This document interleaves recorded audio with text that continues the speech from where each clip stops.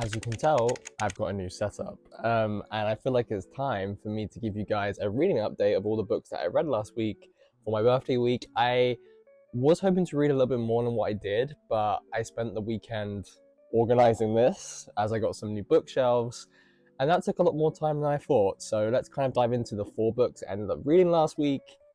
And one of them, which is a 5-star read for me, and that is The House That Eats the Dead by Max Doty. This was so good.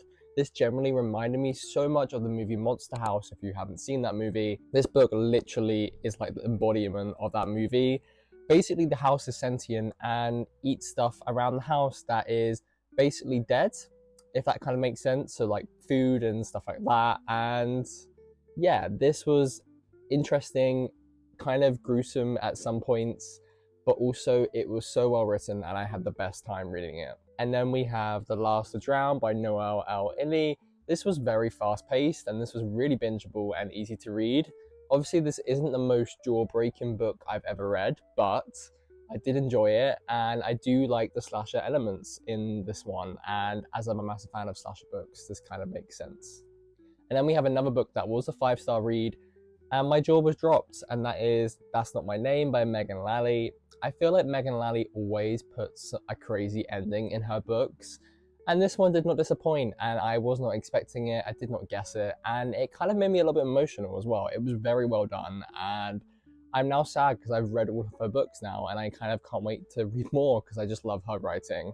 And finally, we have a book that I'm actually kind of disappointed about, and that is Daybreak by Autumn Woods.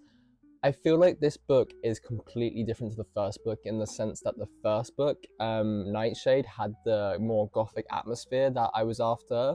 This one did not. It did not have that at all, and it was more family drama centered than the first book, where we had like this kind of mystery in that first book.